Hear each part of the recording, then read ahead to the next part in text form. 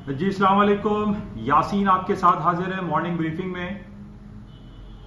आज 30 जनवरी है और दिन है आज जुमेरात का। और आपके साथ डेली बेसिस पे ये मॉर्निंग ब्रीफिंग में मैं आपके साथ हाजिर होता हूं ताकि थोड़ा बहुत जो इंटरनेशनल फाइनेंशियल मार्केट में जो मूवमेंट हो रही हैं, जो खबरें हैं, उससे थोड़ी आगाही फराहम करने की मैं कोशिश करता हूं। इस वजह से मैं आपसे ये रिक्वेस्ट ज़रूर करूंगा कि जिस तरीके से आप ये मॉर्निंग ब्रीफिंग सुन रहे हैं, मैं चाहता हूं कि और भी दुनिया में जो उर्दू लोग समझते हैं वो इस मॉर्निंग ब्रीफिंग को देखें और उसको फिर शेयर भी करें, लाइक करें और इस चैनल को सब्सक्राइब ज़रूर करें। तो मेरी आपसे रिक्वेस्ट है कि ये आप इस चैनल को सब्सक्राइब भी करें और इसको लाइक एंड शेयर भी करें ताकि और लोगों को भी इससे अगर कोई इस्तेफादा हासिल हो रहा है तो वो दूसरों को भी कुछ हासिल हो जाए। क्योंकि इसमें देखिए जो बातें बयान की जाती हैं वो एक टिप ऑफ द बर्ग, क्या आइसबर्ग कहते हैं, कि जनाब एक आपको क्लू मिल जाए, एक पॉइंट मिल जाए कि गोल्ड की मार्केट है या सिल्वर है या अमेरिकन स्टॉक्स हैं या फिर करेंसी मार्केट है, उस हवाले से थोड़ी सी आपको आगाही फराहम करने की कोशिश की जाती है। जिस तरीके से आपको अगर इससे फ़ायदा हो रहा है तो मैं चाहता हूं कि दूसरे लोगों को भी इसका फ़ायदा हासिल हो। अच्छा, बहरहाल कुछ मार्केट की बातें करते हैं। मार्केट में सबसे ज़्यादा इंपॉर्टेंट कल हमारे पास जो फैक्टर था वो रात को लेट नाइट अमेरिका की FOMC federal open market committee का इंटरेस्ट रेट का अनाउंसमेंट था और उन्होंने 1.75 इंटरेस्ट रेट अनचेंज छोड़ा। हालांकि प्रेशर हमें ये दिखाई दे रहा है, बहुत अरसे से हम ये देख रहे हैं कि डोनाल्ड ट्रंप साहब फेडरल ओपन मार्केट कमेटी के जो हेड हैं मिस्टर जेरमी पावल को उनको डिक्टेट करते हैं, उनको ये कहते हैं कि वो इंटरेस्ट रेट को कम करें। न सिर्फ वो कम करने की बात करते हैं बल्कि वो ये कहते हैं कि अमेरिका का इंटरेस्ट रेट 1% तक डिक्लाइन कर देना चाहिए। यानी आप ये कह लीजिए कि 1.75 को वो कहते हैं कि 1% कर दो या 70.75% कर दो। बहरहाल कल इस साल की पहली मीटिंग थी और उसमें इंटरेस्ट रेट को अनचेंज छोड़ा गया और मार्केट ने उसका कोई बहुत ज्यादा पॉजिटिव या नेगेटिव इफेक्ट नहीं लिया, क्योंकि इस FOMC के अलावा जो हमारे पास दूसरी बड़ी खबरें चल रही हैं वो बहरहाल पूरी दुनिया इस वक्त एक ही खबर के पीछे चल रही है और वो है चाइना में फैले हुए कोरोना वायरस के हवाले से। पूरी दुनिया की स्टॉक मार्केटें हम ये देख रहे हैं कभी प्लस में जाती हैं, कभी माइनस में जाती हैं। आज हम ये देख रहे हैं कि स्टॉक मार्केटें माइनस में हैं, रेड टेरिटरी में हैं, डाउन साइड पे हैं और उसकी वजह सिर्फ हम ये कह सकते हैं कि पूरी दुनिया में जो एक हाई अलर्ट सिचुएशन क्रिएट हो रही है। हालांकि हम ये देख रहे हैं कि कल यानी ओवरनाइट कल हमने ये देखा कि वर्ल्ड हेल्थ ऑर्गेनाइजेशन की जानिब से एक बहुत बड़ी मीटिंग हुई और उसमें काफी डॉक्टर्स और पैनल्स बैठे हुए थे जिन्होंने इस कोरोना वायरस के हवाले से कुछ बातें बताई। लेकिन एक बड़ा इंपॉर्टेंट फैक्टर है कि वो इमरजेंसी क्रिएट करने वाली जो बातें हम सुन रहे थे कि जनाब वर्ल्ड हेल्थ ऑर्गेनाइजेशन जो है पूरी दुनिया में एक हाई अलर्ट जो है वो जारी कर देगी, पूरी दुनिया में स्टॉक मार्केट उसकी वजह से और नीचे आ सकती हैं, दुनिया में ट्रैवलिंग बैन हो सकता है, कोई एक शहर से या एक मुल्क से दूसरे मुल्क लोगों का जाना जो है वो बैन होता हुआ दिखाई दे रहा था। इस किस्म की कोई हाई अलर्ट नेगेटिव सिचुएशन या emergency situation World Health Organization की जानिब से इशू नहीं हुआ, जो कि एक खुश आइन बात है। और इसमें हम ये देख रहे हैं कि मार्केटें जो कि हायर साइड पे जाना चाहिए थी, ठीक है, मार्केट हायर साइड पे नहीं गई, लेकिन एक जो ड्रास्टिक मूव होती है, जो मार्केट 2-3% डाउन हो जाती है, वो डाउन मार्केट नहीं हुई। कल हमने ये देखा था कि नॉर्मली मार्केट 0.7% या 0.8% डिक्लाइन कर गई थी और आज भी हम ये देख रहे हैं कि 0.7-0.8% S&P Dow Jones lower side पे हैं, नेगेटिव हैं। लेकिन वो हाई अलर्ट सिचुएशन, वो नेगेटिव सेंटिमेंट जो मार्केट में बनने चाहिए थे, वर्ल्ड हेल्थ ऑर्गेनाइजेशन ने उसको रोका है, स्टॉप किया है, बचाया है। वो तमाम लोग जो बाइंग में बैठे हुए हैं, जो स्टॉक मार्केट के शेयर्स को या इंडेक्सेस को बाय किया हुआ है, उनके लिए ये खुशखबरी थी। लेकिन वो तमाम लोग जो शॉर्ट सेलिंग में बहुत अरसे से स्टक हैं और वो इस उम्मीद पे बैठे हुए हैं कि मार्केटें डाउन हो जाएंगी, गिर जाएंगी और तकरीबन 8-10% मार्केट के गिरने की वो उम्मीदें लगाए बैठे हुए हैं, वो उनकी उम्मीदें बर ना आए।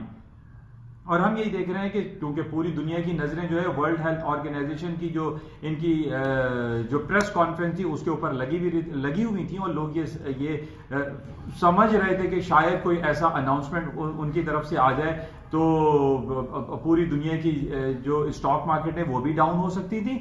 और इसके अलावा जितने खास तौर पे इसका जो डायरेक्ट इफेक्ट पड़ता है वो पूरी दुनिया की जो एयरलाइन इंडस्ट्री है उस पर बहुत ज्यादा नेगेटिव असरात आते हैं, क्योंकि हम ये 3-4 दिनों से देख रहे हैं कि डिफरेंट ममालिक के जो एयरलाइन है उन्होंने अपनी एयरलाइन को सस्पेंड किया हुआ है या उन्होंने फ्लाइट्स को कैंसिल किया हुआ है, जिसकी वजह से लोग एक इनर्ट सिचुएशन में, इनर्ट पोजीशन में है। यूरोप के लोग चाइना नहीं जा पा रहे या चाइना के लोग यूरोप या अमेरिका में ट्रेवल नहीं कर पा रहे, और उसकी वजह सिर्फ और सिर्फ कोरोना वायरस बताई जा रही है। अच्छा, बहरहाल इसको मजीद देखेंगे कि वर्ल्ड हेल्थ ऑर्गेनाइजेशन की जानिब से या डिफरेंट जो मेडिकल एडवाइजेस हमारे पास आती हैं पूरी दुनिया के प्लेटफॉर्म से, उसको मजीद चेक करना पड़ेगा कि आया क्या वाकई में कोरोना वायरस ये वही वायरस है जो बैक इन 2003 में एक सार्स वायरस के तौर पे फैला था, जिसमें यह कहा जा रहा है, जो रिपोर्ट्स हमारे पास हैं, कि तकरीबन 800 से 1000 लोग उसमें इंतकाल कर गए, मर गए, उनकी डेथ्स हो गई। लेकिन अभी जो हमारे पास ताजा तरीन रिपोर्ट है कोरोना वायरस के हवाले से, उसमें 170 लोग अब तक 3 से 4 दिनों में हलाक हो चुके हैं। अब यहां पर यह सवाल पैदा होता है कि क्या वाकई में कोरोना वायरस की ही वजह से स्टॉक मार्केटों में मंदी आ रही है, डाउनफॉल आ रहा है, या इसको हम वाकई में रियल डाउनफॉल कह सकते हैं या नहीं। तो सवाल यहां पर यह पैदा हो रहा है कि जैसे मैंने आपसे पहले भी कहा था कि पूरी दुनिया में हम इस बात को जरूर चेक करते हैं कि कौन सी इकोनॉमी हॉलिडे मूड में है, कौन सी इकोनॉमी में छुट्टियां चल रही हैं, क्रिसमस हॉलिडे है या न्यू ईयर सेलिब्रेशन है या थैंक्स गिविंग हॉलिडे है या वहां पे 11/11 इवेंट हो रहा है, या पूरी इकोनॉमी जो है वो हॉलिडे मूड में सेलिब्रेशन में लगी हुई है। तो यहां ये पॉइंट बहुत ज्यादा इंपॉर्टेंट है कि हम ये देख रहे हैं कि 4 दिनों से जब चाइना की मार्केटें new year, lunar year holiday की वजह से बंद पड़ी हुई हैं। अब नॉर्मली हमने ये देखा है कि जब दुनिया की मार्केटें बंद होती हैं तो उसके अंदर वॉल्यूम मैटर करता है, मार्केटें डाउन होती हैं, बैंकिंग सेक्टर बंद होते हैं, स्टॉक मार्केटें क्लोज रहती हैं, जिसका नेगेटिव इंपैक्ट स्टॉक मार्केट में या डिफरेंट कमोडिटीज में पड़ता है। तो अभी यहां पर एक बहुत बड़ा सवाल यहां पर यह लाए कर रहा है कि क्या वाकई कोरोना वायरस इतना भयानक, इतना खतरनाक, इतना शिद्दत इख्तियार कर गया है कि पूरी दुनिया की स्टॉक मार्केटें, इवन क्रूड ऑयल की मार्केटें भी इसी वजह से डाउन साइड पे आ रही हैं कि पूरी दुनिया की एयरलाइन सेक्टर बैठी हुई है, कोई ट्रैवल नहीं कर रहा है, लोग गाड़ियों में सफर नहीं कर रहे हैं, लोग जहाजों में सफर नहीं कर रहे हैं, एक पैनिक सिचुएशन क्रिएट होती हुई दिखाई दे रही है। क्या ये वाकई में ऐसा है? तो मैं पिछले काफी अरसे से चूंकि इस मार्केट को देख रहा हूं और मैंने बहुत सारे हालात और वाकयात को इसको देखा है। अभी रिसेंट में आपको बताऊं कि जब कासिम सुलेमानी का 3 जनवरी को हलाकत हुई तो उसके वेरी नेक्स्ट डे जब मार्केटें खुली मंडे को, उसमें हमने देखा कि मार्केटें रेटल डाउन हो गई, स्टॉक्स क्रैश करते हुए दिखाई दे। क्रैश नहीं हुए, फीलिंग ये थी कि मार्केटें बहुत गिर जाएंगी, अमेरिका और ईरान के अंदर दरमियान जो है जंगी कैफियत तारी हो जाएगी, एक कन्वेंशनल वॉर छिड़ जाएगी पूरी दुनिया में, थर्ड वर्ल्ड वॉर तक की बातें जो है तज्जिया निगार लिख रहे थे। लेकिन क्या हुआ, उसके 2 से 3 दिन के बाद मामला हल हो गए, अमेरिका और ईरान के दरमियान मुफाहमती पॉलिसी पे बातें होने लगी, कोई ऐसी नेगेटिव सेंटिमेंट्स क्रिएट नहीं हुए, और मालूम यह हुआ कि मार्केटें दोबारा डाउन हो गई। हम सिर्फ गोल्ड की बात कर लेते हैं। गोल्ड जब कासिम सुलेमानी की खबर आई तो $1612 यानी 1612 का गोल्ड मार्केट ने हाई कर दिया, और उसके वेरी नेक्स्ट डे और 2 डेज के बाद क्या हुआ, गोल्ड की मार्केट डाउन साइड पर आ गई और 1535 का इसने लो कर दिया। वो तमाम पैनिक सिचुएशन जो ये लोग कह रहे थे कि जनाब जंग हो जाएगी, कन्वेंशनल वॉर हो जाएगा, बुलेट्स एंड बॉम्ब चलेंगे, कुछ भी नहीं हुआ। और अमेरिका की स्टॉक मार्केटें उसके वेरी नेक्स्ट डे 2 से 3 दिन के बाद तारीख की नई बुलंदतरीन सतहों पे खड़ी हो गई, क्योंकि जैसे मैंने आपसे ये कहा था कि अमेरिका की स्टॉक मार्केटें या दुनिया की स्टॉक मार्केटों को गिरने के लिए एक हमें स्ट्रॉन्ग ग्राउंड चाहिए, एक ग्राउंड रियलिटीज चाहिए। क्या अमेरिका की जो इकोनॉमिक इंडिकेटर्स हैं वो क्या इतने खराब हो गए? क्या सिर्फ इस कोरोना वायरस के 3 दिन के फैलने से पूरी दुनिया की स्टॉक मार्केटों में क्या उनका जीडीपी रेशो खराब हो गया? क्या उनका इंडस्ट्रियल प्रोडक्शन बैड हो गया? क्या लोगों ने खाना पीना बंद कर दिया? ऐसा कोई सूरत हाल नहीं है। मैं जो इसको रिलेट आपको करके बता रहा हूं कि कासिम सुलेमानी के हवाले से जो हुआ, और उसके 1 हफ्ते के अंदर अंदर मामला सारे सेटल डाउन हो गए, मार्केटें सारी वापस हो गई। लेकिन इस हवाले से मैं आपको जरूर जिक्र करूंगा कि यहां पे हमारा मीडिया जो है वो बहुत ज्यादा हाइप क्रिएट कर देता है, और वो लोगों को फियर फैक्टर पे मजबूर कर देता है कि नहीं, डर और खौफ जो है वो बैठा देता है, एक सनसनी फैलाने की कोशिश करता है। और यही हम देख रहे हैं। और जहां तक मेरी अपनी स्टडी है, जापान चाइना में जो अभी आज आखिरी दिन था, लेकिन इसकी 2 दिन की उन्होंने छुट्टियां मजीद एक्सटेंशन कर दी हैं। अब चाइना की मार्केटें मंडे के दिन से ओपन हो जाएंगी, उनके बैंक्स खुल जाएंगे, उनकी स्टॉक मार्केटें खुल जाएंगी, उनका जितना फाइनेंशियल बैंकिंग सिस्टम है वो ऑन हो जाएगा, ओपन हो जाएगा। उसके बाद अगर कोरोना वायरस के बेसिस पे मार्केटें डाउन होती है तो तब हम कहेंगे कि वाकई में हाँ भाई मार्केटें डाउन हो रही हैं। लेकिन अभी सारी मार्केटें, एक तरफ की एशियन मार्केट हम देख रहे हो बंद पड़ी हुई हैं और सिर्फ एक साइड से एक पैनिक क्रिएट किया जा रहा है कि जनाब कोरोना वायरस की वजह से पूरी दुनिया की स्टॉक मार्केटें तबाह हो रही हैं। ऐसा बिल्कुल नहीं है। हालांकि कुछ लेवल, कुछ टेक्निकलिटीज की अगर हम बात करते हैं तो S&P का जो लेवल है वो 3180 के नीचे अगर आ जाता है तो फिर, और क्लोजिंग भी उसके नीचे आ जाती है। कल जुमा है, जुमे की क्लोजिंग हमें देखनी पड़ेगी कि क्या 3180 के नीचे क्लोज होता है। इसी तरह नेस्डैक 8910 के हवाले से उसका लेवल आ रहा है, क्या वीकली क्लोजिंग उसके नीचे आती है। तो ये सारी चीजों को हमें चेक करना पड़ेगा कि वाकई में ये कोरोना वायरस ही असल है या फिर ऐसी मीडिया हाइप या एक पैनिक सिचुएशन क्रिएट की हुई है। बहरहाल इसको हम नजर में रखेंगे, लेकिन जो सूरत हाल अभी मार्केट की चल रही है उसमें यही बताया जा रहा है कि जनाब मार्केट में एक पैनिक सिचुएशन है। हालांकि वर्ल्ड हेल्थ ऑर्गेनाइजेशन की वजह से मार्केट काफी स्टे कर रही है, मार्केटों में वो डाउनफॉल नहीं आया है। अच्छा, बहरहाल इसको नजर में रखेंगे कि इस हवाले से और मजीद क्या खबरें चलती हैं। लेकिन बहरहाल कल अमेरिका की बहुत बड़ी खबर थी, अमेरिका ने अपना इंटरेस्ट रेट जो है 1.75 पे इंटैक्ट रखा है, तब्दील नहीं किया है।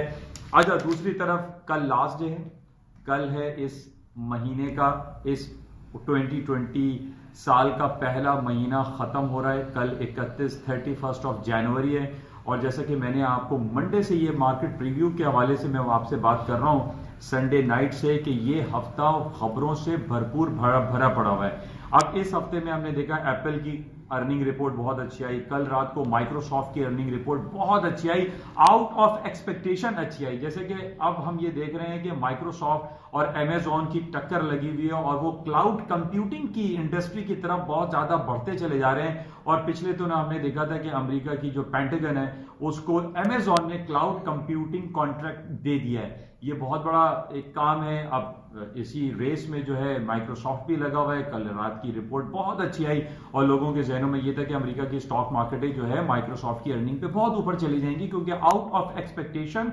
माइक्रोसॉफ्ट बहुत अच्छा आया है। लेकिन सवाल वहीं पैदा आ जाता है घूम फिर करके कि जनाब कोरोना वायरस जो है ना उसको ऊपर जाने नहीं दिया।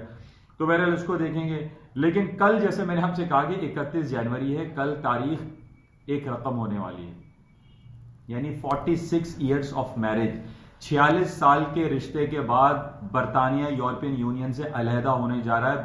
बाय हुक और बाय क्रुक किसी भी तरीके से हल होना है और अलहदा होना है। हालांकि इसमें हम बहुत बातें कर रहे थे कि जनाब हार्ड ब्रेक्जिट होगा या सॉफ्ट ब्रेक्जिट होगा, या कोई डील होगी यूरोपियन यूनियन के साथ या नो डील होगी, या फिर ये बात हो रही थी कि जिस तरीके से नॉर्वे फार्मूला चल रहा है कि नॉर्वे यूरोपियन यूनियन का हिस्सा नहीं है, लेकिन वो तमाम तिजारती जो पॉलिसीज हैं वो यूरोपियन यूनियन के साथ चलती हैं। अब इसको हमें देखना पड़ेगा कि क्या वाकई में ये पूरी यूरोपियन इकोनॉमीज के लिए और खास तौर पे बरतानिया की इकोनॉमी के लिए नेगेटिव होगा या पॉजिटिव होगा।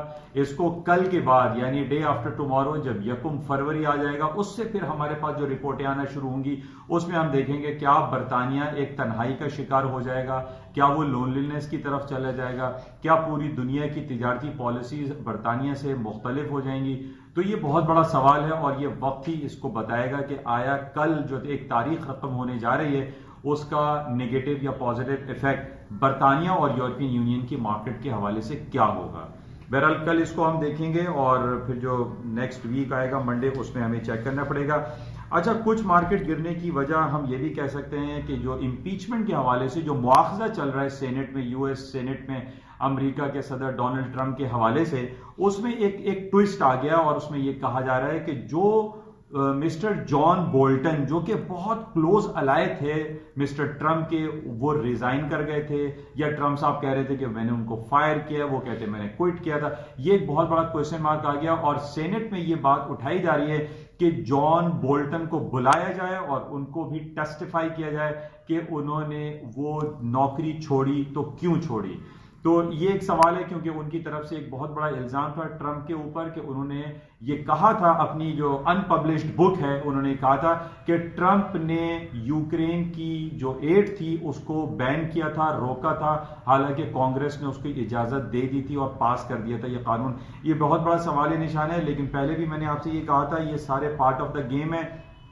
और यूरोपियन जो अमेरिकी सेनेट में जो मुआखजे की कार्रवाई चल रही है इसका कोई खातिर खा रिजल्ट निकलता हुआ दिखाई नहीं देता। और ट्रंप साहब एक बहुत स्ट्रांग पोजीशन में हैं, उनके पास जो है 53 सीट्स मौजूद हैं और नैन्सी पेलोसी को ट्रंप को हटाने के लिए 67% यानी 2/3 मेजोरिटी या 67 सीट्स दरकार होंगे, वोट दरकार होंगे, जो कि उनको मिलता हुआ दिखाई नहीं देता। इसी वजह से मैं आपसे ये कह रहा हूं कि कुछ भी नहीं होगा और ट्रंप साहब अपनी कुर्सी पे बराजमा रहेंगे और अमेरिका की स्टॉक मार्केटें हायर साइड पे ही दिखाई देंगी। लेकिन अगले हफ्ते से हमें चेक में रखना है कि कोरोना वायरस के हवाले से क्या सूरत हाल बरपा रहती है। अच्छा, गोल्ड की मार्केट, जैसे कि मैंने आपसे कहा था, जब भी पूरी दुनिया में कोई नेगेटिव सेंटिमेंट्स क्रिएट होते हैं तो सबसे ज्यादा जो तेजी आती है, जो लोग एक सेफ हेवन के तौर पे उसको खरीदते हैं, वो है गोल्ड।